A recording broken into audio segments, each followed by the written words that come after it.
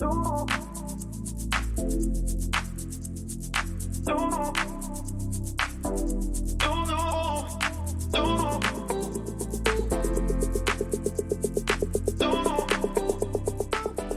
this is Tiarra.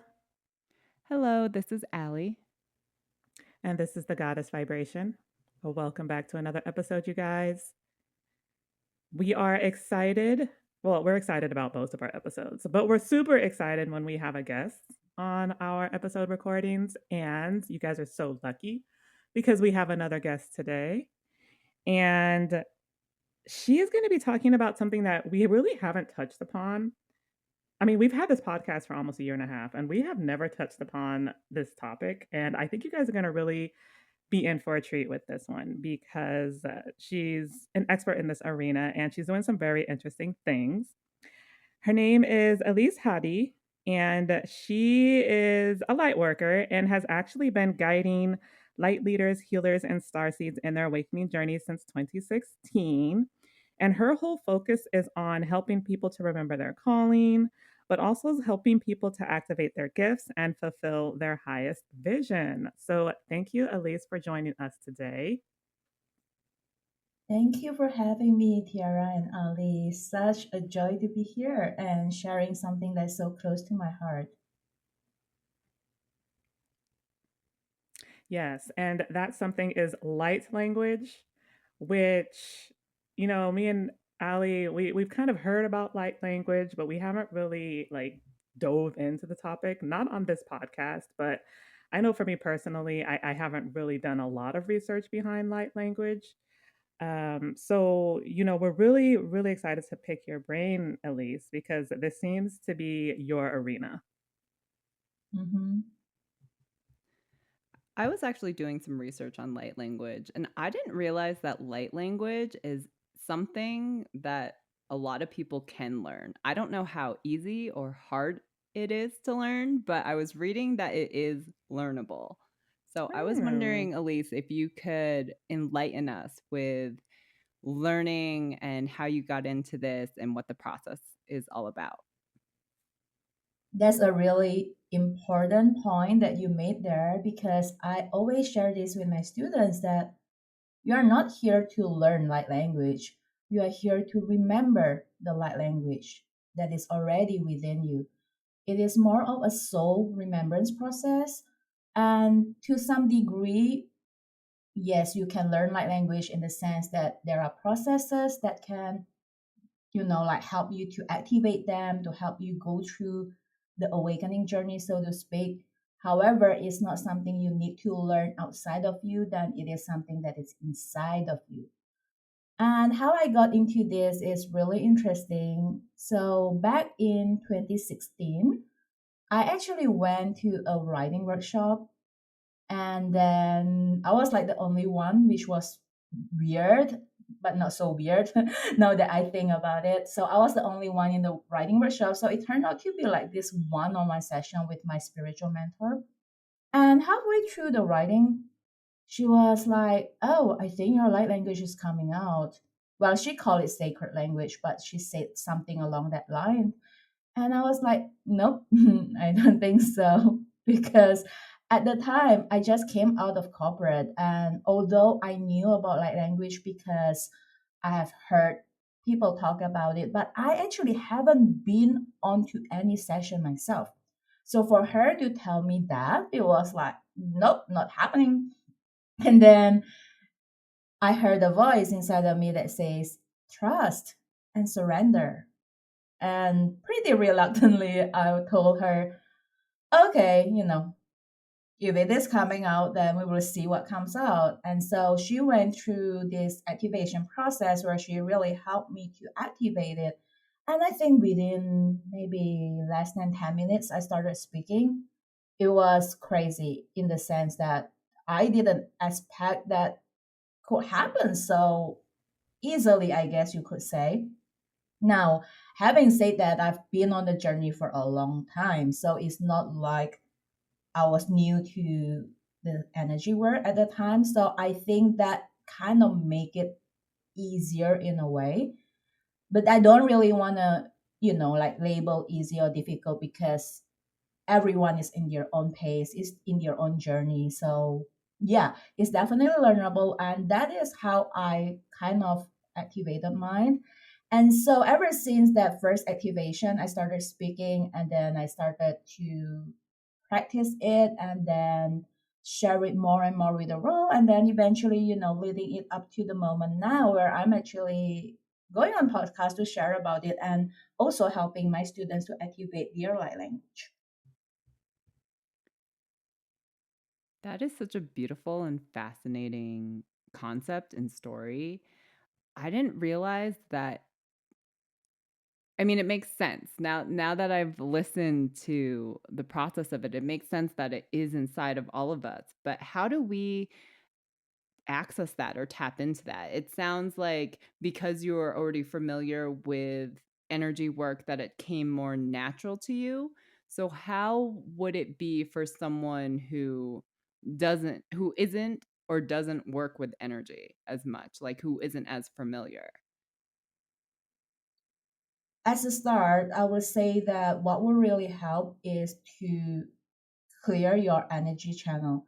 At the end of the day, I love to say that light language is essentially channeling, depending on how you define that term. So I call it channeling light language because we are simply allowing ourselves to be the vessel, the conduit, and the vehicle for light to come through. And hence the name light language, right? Like it is allowing the divine light and the divine love to be expressed through us in whatever shape, way, or form that you want to come through. Because light language can be written, it can be spoken, it can also be done through hand gestures or movement. So, in order to be that vehicle so that you can channel, it is really important that we have a clear energy channel. It's like if you have a pipe that is blocked, the water cannot flow through it. So you got to start by unclogging the pipe and unblocking it so that the water can flow through it. So same thing. So this vehicle, we want to clear our energy channel. And there are so many ways to do that. You can use light language to do that, or you can use other modality that you already have. Like something like chakra clearing will really help to just clear your energy field, or just any kind of clearing energy modality that you are comfortable and familiar with as a start. That will really help to prepare the groundwork, really, for those who are relatively new to the energy work. That is what I usually do first and foremost with my students, so that when we have a strong foundation, the channeling will naturally come easier. Does that make sense? It does make sense. For Tiara and I are actually both channelers, but I mean, maybe her and I have been channeling light language. What do you think, Tiara? You know, it makes sense, right? Like it makes sense that the language it's being channeled, and I can't like sit here and say that I have ever heard light language or like channel it myself, but that doesn't mean that we haven't been doing it. Like I'm sure maybe we have been and just like didn't know. That's Um, what I think is going on. and the interesting thing about channeling, and this is something I've just kind of been reflecting on. Sometimes I do it when I'm high.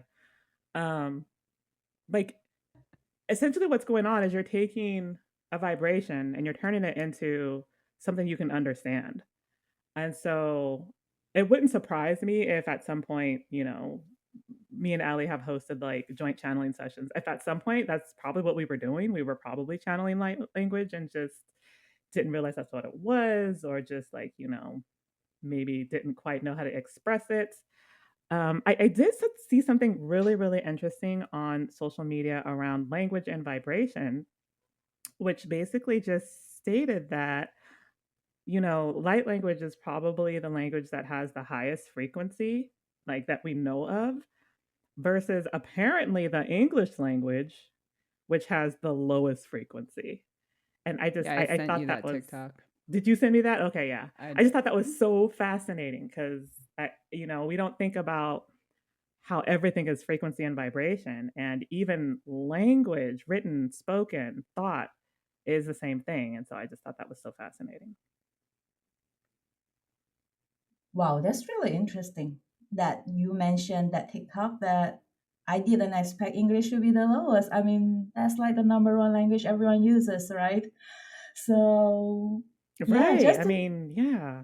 But the way that the yeah, English but the way that the English language has been manipulated and the way that we speak it and how we actually use terms matters. And that's why they're saying that English is the lowest, because we have dumbed down language Yeah. to just this minuscule thing where it's like we are actually our words, the way that we use the language, we are not allowing abundance into our life. We are not allowing manifestation into our life, which is why it's being taught in the spiritual community to change your thought process, change your Mm. behavior patterns, change the way that we talk, like use higher vibrational words. And if people don't know that, then people have absolutely no idea like what they're actually attracting into their life.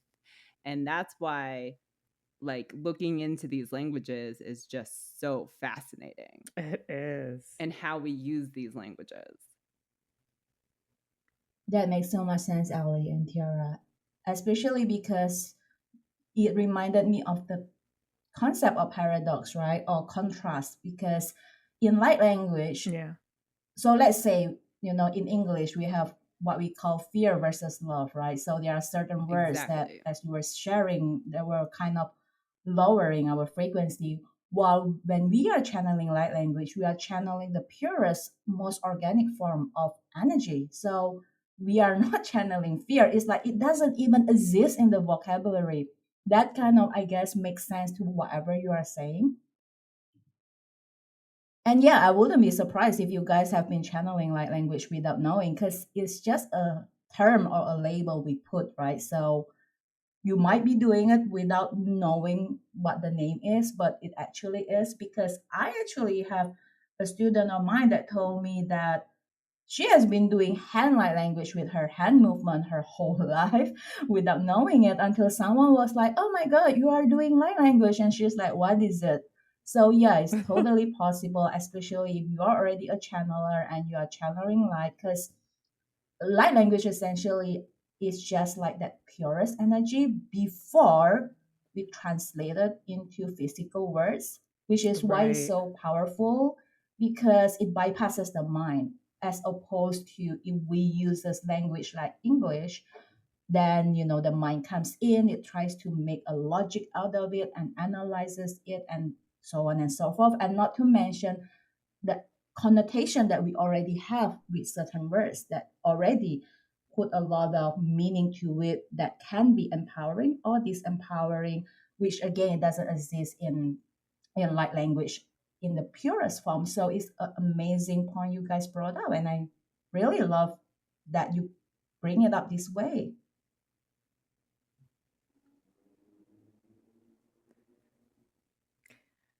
So, Elise, I understand that there are different, like, well, maybe you mentioned this already, the different types of light language. So, when you said types, were you talking about writing it versus speaking it versus the hand language? Or does it Yeah, that's get what I deeper than mean. that? Oh, okay. Now, do those, I've seen people do like videos where they're recording themselves doing the hand signs, and I've also seen videos of people who have done the writing, and Mm-hmm. it's I try to make sense of it. My mind wants to make sense of things, and so when I see these things, I'm like, well, what does that mean? Like, is there a translation? So Heidi, can you tell me, when it comes to like the written form of it, is there meaning behind it, or is it just an energy that you pick up upon? It depends on the channeler, but for the most part, as I was sharing earlier, the beauty of light language is how it is the purest form before it got translated by the mind. So trying to Mm, translate it kind of defeat the whole purpose of it. um, yeah. Having said that, you can translate it, not necessarily word per word, so to speak. And as a channeler, you probably know that it is more of like the flavor of the energy or the essence that you pick up. Whether it doesn't matter if you write it, you draw it, sing it, chant it, whatever way you want to express it, you will get a sense of maybe like a theme or a feeling of what this is about. And so maybe you also Oh. get a sense of the message that comes along with it. Or maybe not, some days it is just pure channeling. You feel the energy, that's about it. Some days you channel light language with a specific intention that you want to channel. Or after you finish channeling, you get a clear message that you want to share with it. So it really depends on how the channeler wants to use it. So then, what are some of the benefits of using light language? Like, I know that oftentimes we can feel it. I know that for the most part, it's a very high energy, a very high frequency. But what type of benefits come from that when someone is, for example, doing something like that every day? Mm-hmm. So the healing ability of light language is amazing, and it works both whether you are someone who is on the receiving end or whether you are someone who is on the channeling end. Although for me, my most potent transformation, so to speak, comes when I start channeling. And actually, I started my journey with channeling first, which is a little bit unusual, I guess. But in general, whether you are on the receiving or channeling end, it is just limitless. I would say, yeah, it has the ability to clear energetic blockages, release stagnant emotions, balance the energy centers. It even, activate our dormant DNA codes and awaken our gift, help us to remember. A lot of the times, it is a soul remembrance journey. So a lot of my students, they will come back and tell me things like, oh my God, I remember where I come from and I remember why I come here and what I'm meant to be sharing with the world and things like that. It's just so beautiful to witness that remembrance journey.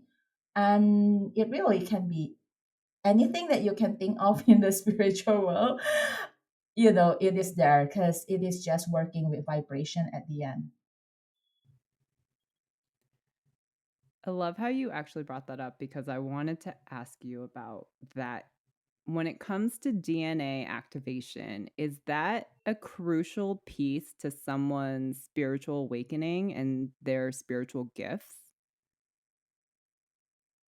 I would say yes, but not necessary, meaning, again, you might be it is already being awakened and it's already being activated.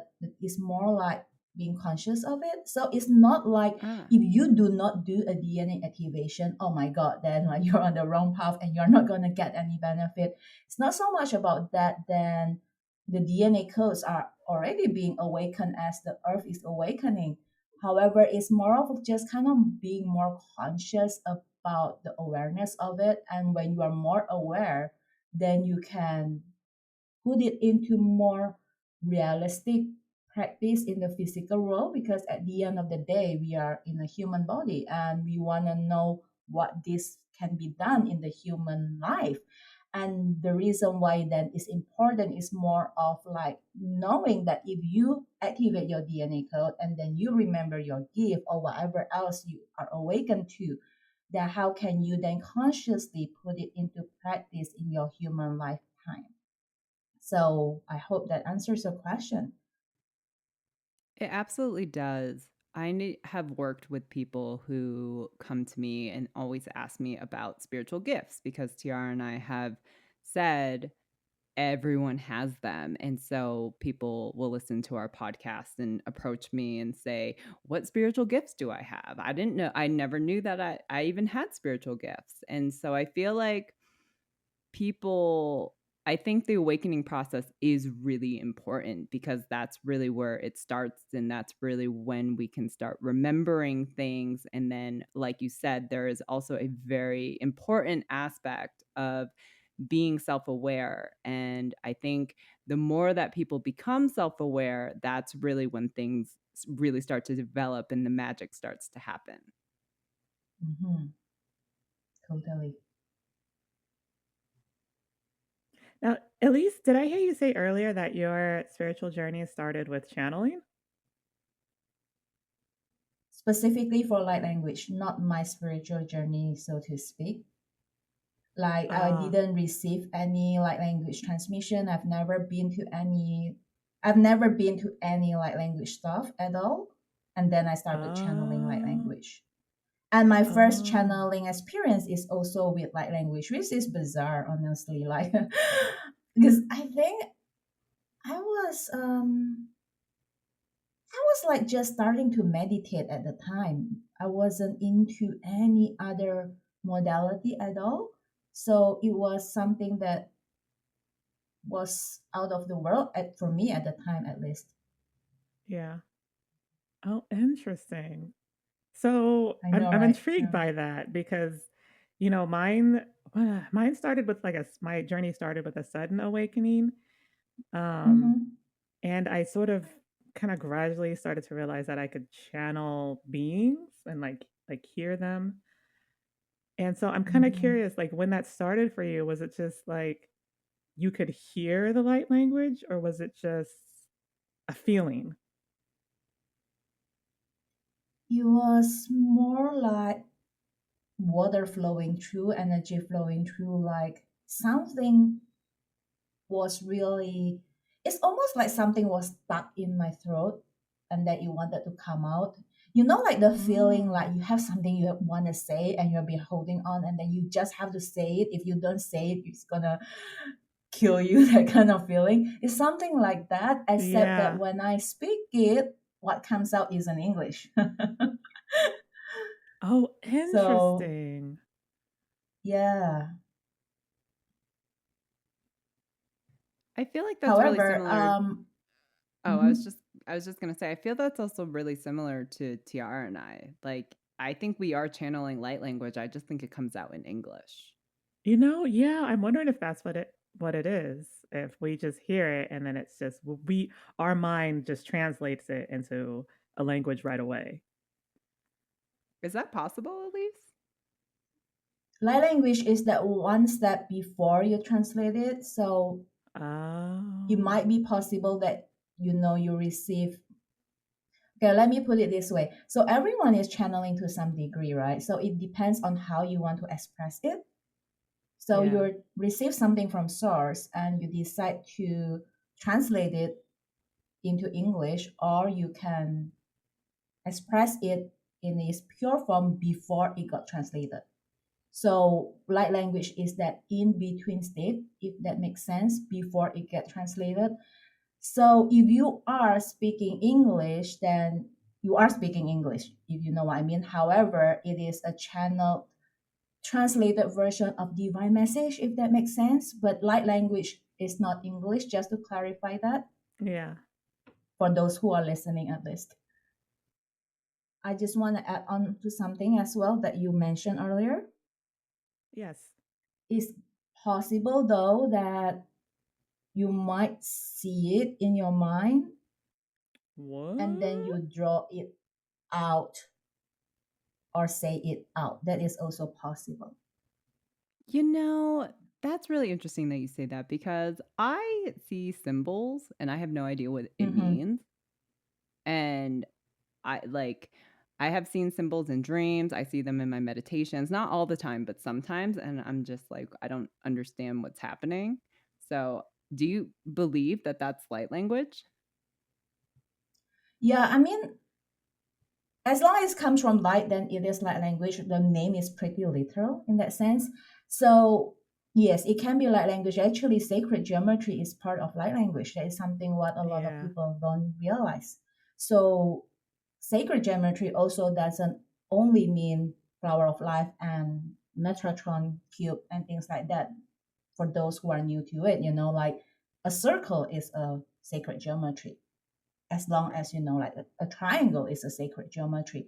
And there are yeah, ways that we can use that for those who are familiar with how to use that. But in general, like for me, when I channel light language through words, I still see symbols, although I might not necessarily draw them but I usually see them in my mind, which is why I want to point that out, that it's possible that you might see it, you, you might hear it, all of your senses, or you might move it in your body without necessarily expressing it. So my Hmm. invitation for all of you who are channeling or who are listening, curious to know, is that maybe the next time you see it, why not try writing it or drawing it? Or the next time you hear it, maybe start speaking it. Who knows what will come out? Just for fun. Can you give us an example of what it sounds like?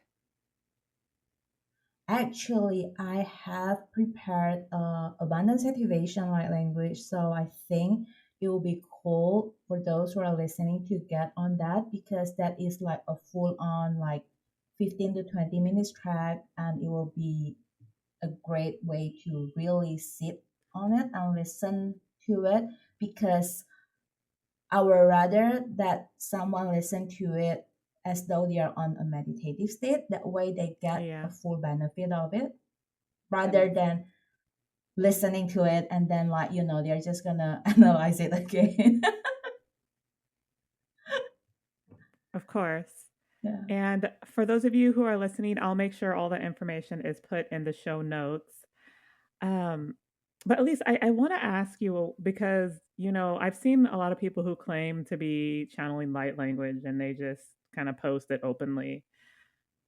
How do you know if someone is really actually truly channeling light language or if it's just something else or maybe it's just like, I don't know, a misinterpretation of something else, as an example?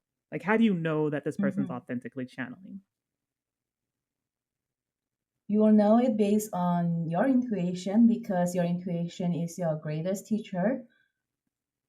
Usually when you look at the messages that is being spoken or being shared, and like whether they write it in your captions or something like that, or just generally more of the vibe and the vibrate and the energy. Mm, And it doesn't apply to channeling like language only, it applies to everything. When you are looking for coaches or healer or any spiritual teacher to work with, it starts with whether you resonate to begin with, because it doesn't matter what anybody else say. If you don't resonate, then nothing that person say will land on you, right? So you must first resonate with a person, and then you feel into the energy as to whether you feel safe, whether you feel comfortable, and whether you feel that it is coming from love. Because at the end, anything that doesn't come from love, you will know it at one point or another. So trust your intuition and your gut feeling on that one. so at least you do something else that's really cool. You interact with elementals and even mentioned prior that you have also done so with dragons. Can you share a little bit about that and those experiences you've had? Yeah. It actually, the dragon came to me around the same time the light language came to me, which was interesting. So at the point, I actually didn't think about it as light language that much as I think about it as, oh, it's my way of talking to my dragon. So the dragon came to me in 2016. I worked with them very closely at the time, and I used light language to communicate with them and to just connect with your energy in that way. So a lot of the time when I was doing light language and working with the dragon at the beginning of my journey at the time, I was working a lot with emotional clearing. So it's really great because the dragon is really amazing when it comes to clearing and healing on deep level. So I was working through a lot of the anger and frustration specifically at the time.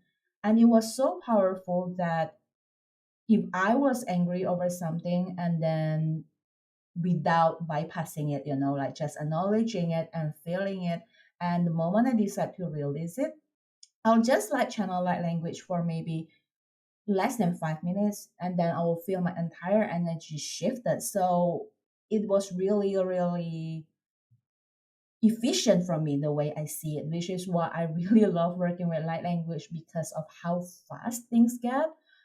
And that's it. I also want to say that, like fast is relative. So don't be obsessed with have, like being in a rush in that sense. But then at the same time, it is indeed also like on human term, a really efficient journey, if that makes sense.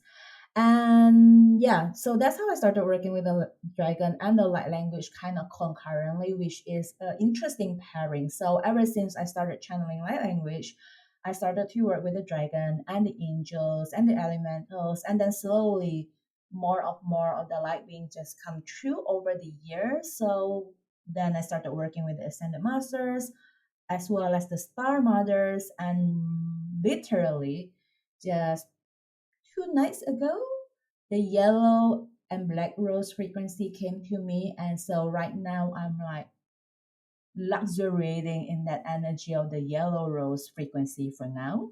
So that's kind of Hmm. like the different phases of awakening as to how the different guides come in at different time. And then we get to choose who we want to work on a deeper level.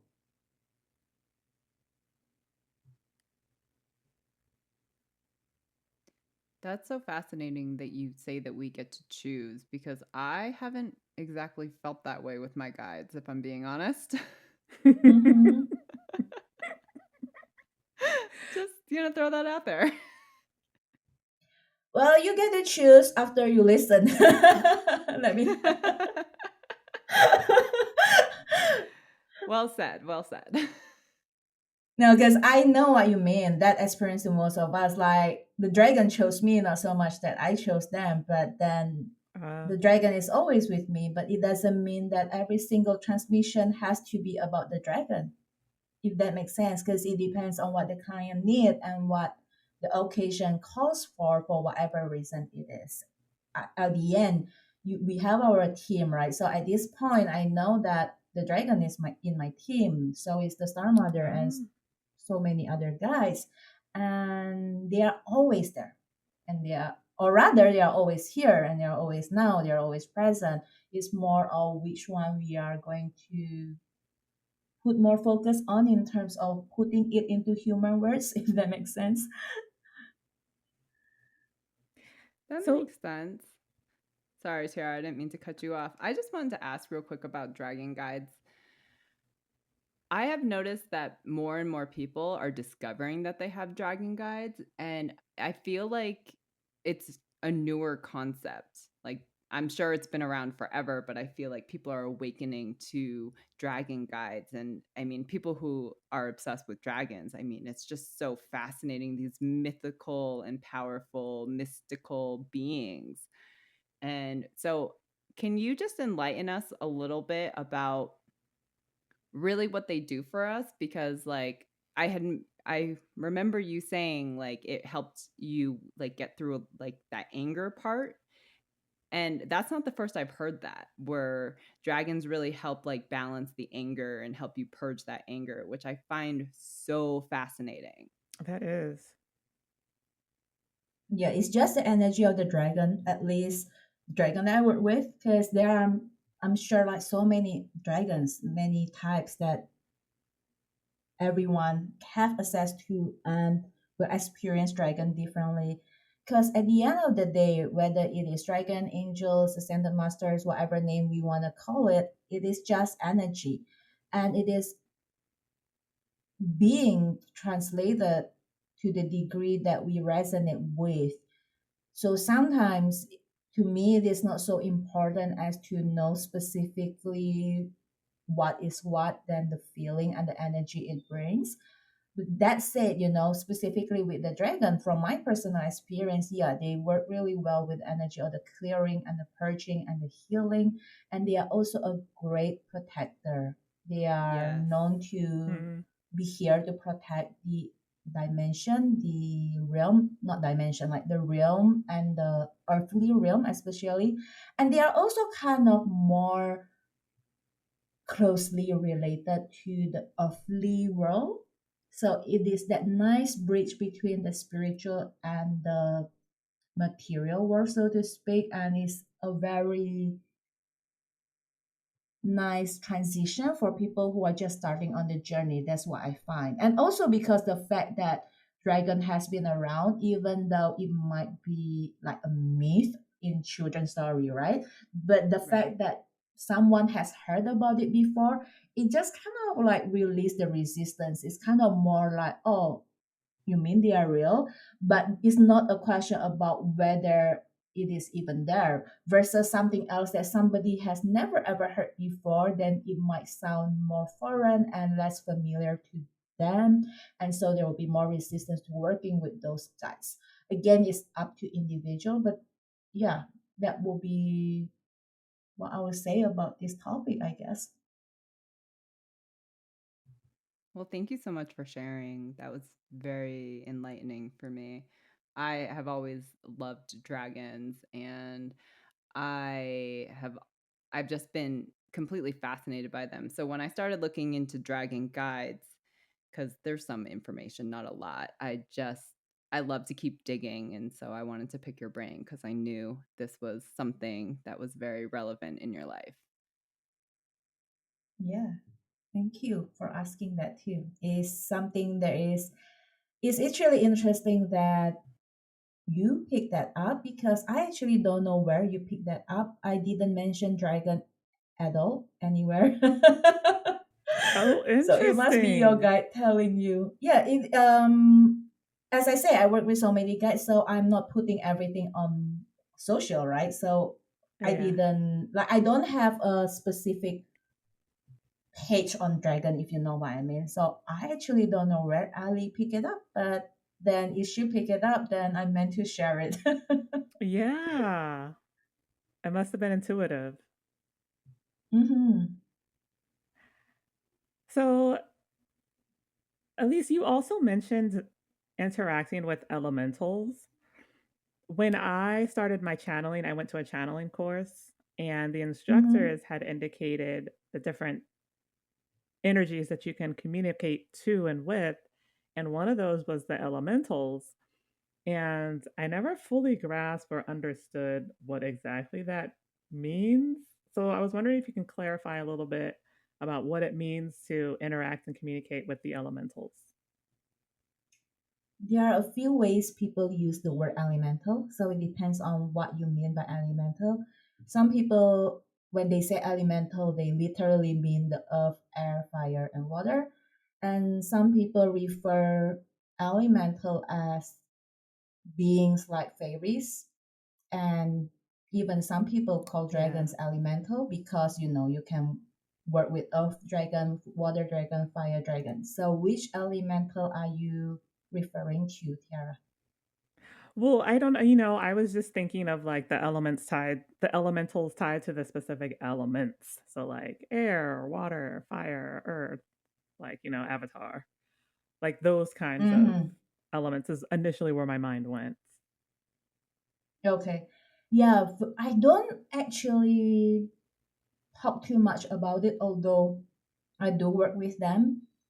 Working with the elemental basically is just about going through the season of life in that sense. Like there are seasons in your life where you realize you need more grounding.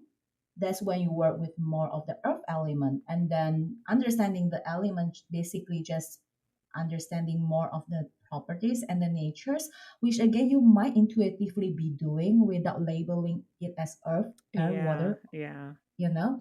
But like working with earth element, basically if you connect with Mama Gaia in your meditation every day, you are already working with earth element. And working with water, if you intentionally connect with water when you shower, which I did, then you are connecting with the water element because water is so cleansing. And when yes, you go into your shower and you don't just like physically cleanse, but energetically cleanse by feeling into the energy of the water, you are working with it. And when you burn sage, you are already working with the air and to some degree the space and the fire, because you light up the fire. So it really is pretty simple. And it is more coming back to things that are more fundamental, I guess, when you talk about elemental. And people love to use all the different element in their spiritual altar if they have one, and things like that. It just gives them something that the mind can understand more and can, Yeah. so to speak, touch and feel. Mm. So you mentioned fairies. I have also heard about people interacting with fairies, seeing fairies, talking to fairies or fae. I can't say I've ever had that experience, but that doesn't mean that, that's not a thing that exists. So is that something you do as well? Yeah, it's something I've connected with before as well, and still working with from time to times. Because I was basically in this whole spiritual journey that I think I'm like meeting every single guide. And then that's why I say I get to choose, Right. because at least that's how my journey works. Everyone's journey is different, so there's no comparison or anything like that. But the way it works for me is that I basically connect with everything I could connect with, and they just come to me, and then I work with them a little bit, and then the next one and the next one, and it's like a crash course, if you Oh, may. And then yeah. I decided, or rather they decided, which one to work more with in a deeper level. That's why I say the word deeper. Like, I connected with most of them, and some of them I have deeper connection. So fairy is one of them where I connected pretty early on in my journey as part of the angel healing. So part of the angel healing comes with the fairy healing as well, for the one I did. And yeah, I Oh, just love the energy because it's really lighthearted, very playful, very fun.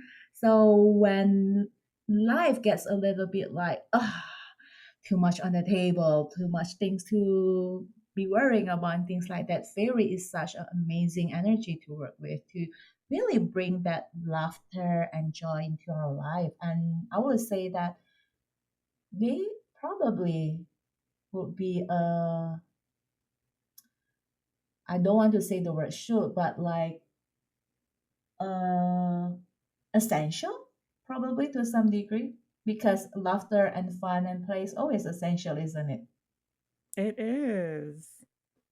It is. So that's their energy. It's like a very playful, fun, whimsical kind of energy, the fairies and the fae. Yeah, and the fairy is the one who tells me that laughter is my gift. And when I heard that from the fairy the first time, again, I was very early on in my journey. So I was like, what do you mean my laughter is a gift? Because when I relate to a gift at the time, it has to be something physical, right? Like, it has to be like Yeah. writing, singing, and speaking, like, something that is traditionally being labeled as a gift. Like, how can laughter be a gift? Because, everyone can laugh. So I didn't understand that. And later on, then I realized more and more when I started to hear feedback from people. And sometimes these are earth angels, right? Like the people speaking, I mean, the angels speaking through people to give us Yeah. messages. And I've heard it so many times that people tell me that um, they feel they really love my laughter, or like they feel so at ease and my laughter makes them laugh, and whatever comment that they make specifically around my laughter, which is something I don't think about, because like you don't think about when you laugh, you just laugh. Right. However, when I keep hearing that and then I connect the dots, which again, that's the beauty of the journey, you realize it upon looking back. That's when I was like, oh, that's why the fairies say that laughter is a gift. And that's also why right now, when I am helping my clients to assess their gift, I tell them to drop everything they know about what a gift is like. Because a gift can be a laughter, it can be love, it can be peace. It doesn't always have to be writing, speaking in that tangible sense, although it can. Interesting. That's actually so beautiful that you were told that laughter is your gift. And just based on how you described it, I think that that makes total sense. And I would agree that laughter can be a gift, and you're right. We don't think about these other things as gifts because we're always thinking about like the tangible, something you can, like, the typical gifts that we typically think of when we think of that term. we did actually a couple podcast episodes on the spiritual gifts. And so I think that's essentially what people think initially, but it does go Mm-hmm. beyond that. Sometimes you just have to, you know, really see it. Because those are Can just you the tools, it's not the essence. Like writing is a tool to express exactly? an essence, right? The essence can be a love or something else.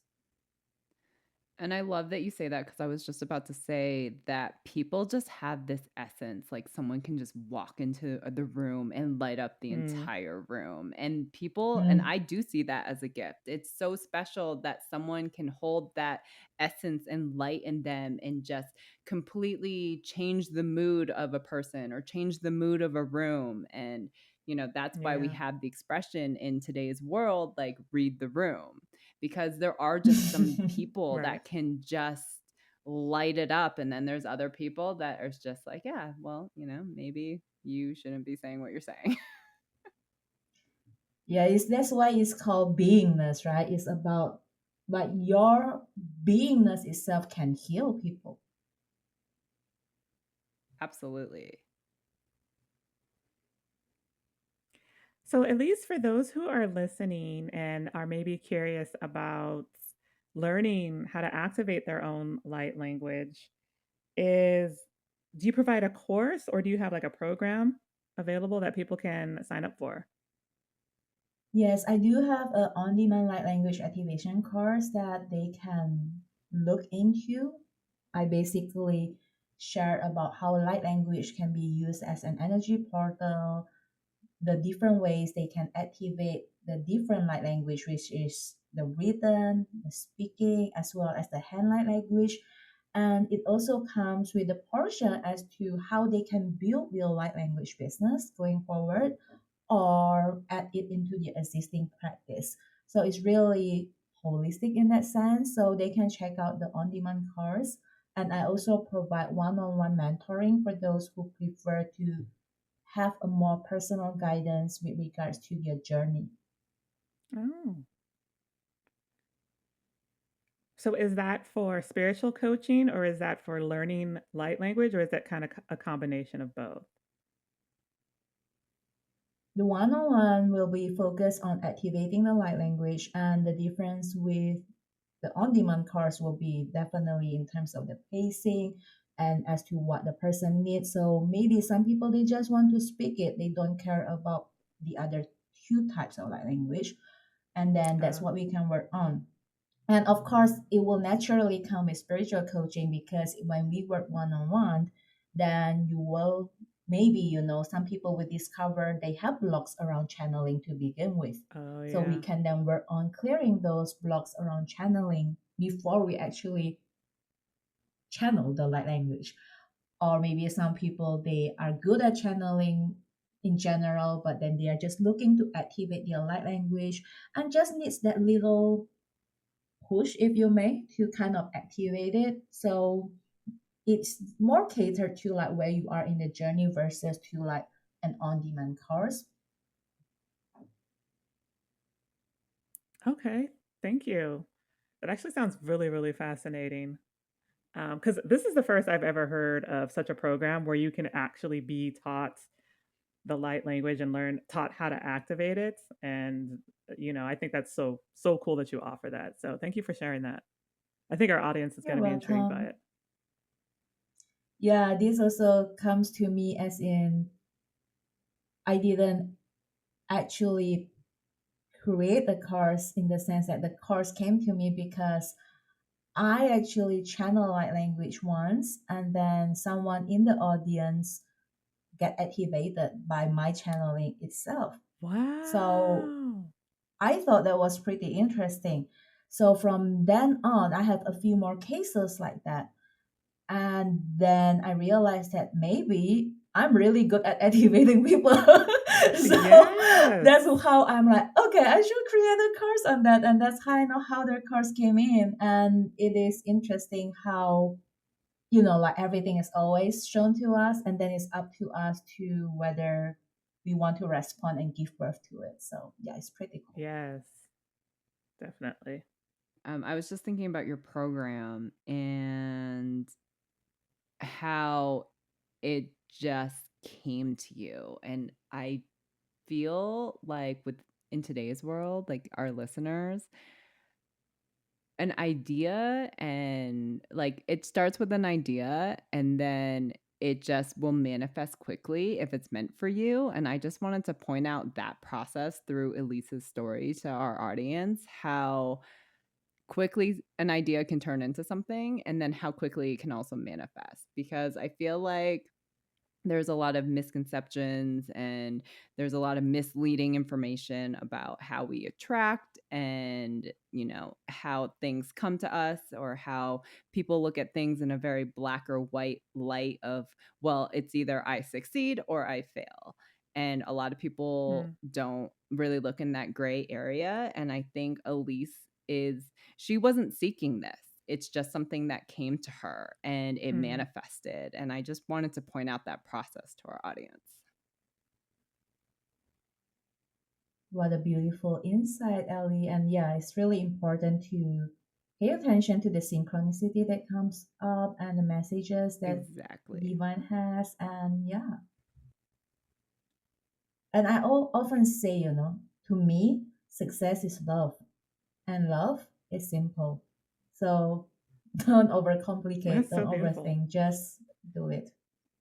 Well, love is like the second highest vibration. It's the second highest frequency. The first just so happens to be authenticity, with like love being in second place.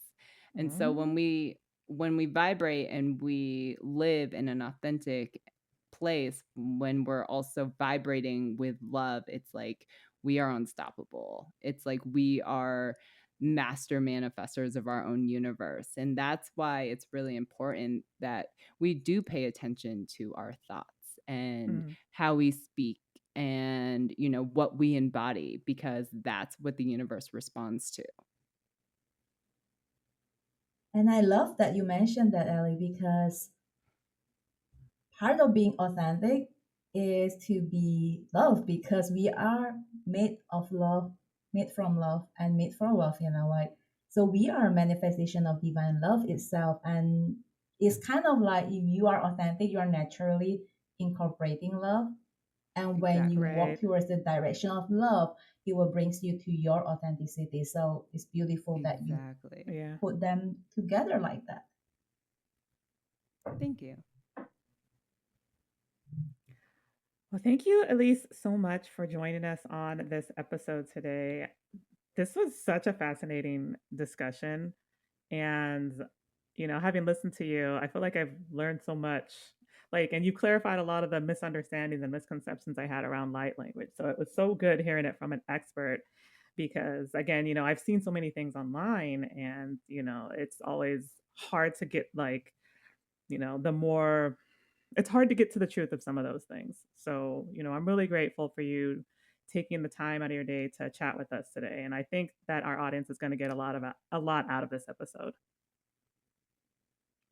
Thank you for having me. It's such a pleasure to have conversation with both of you.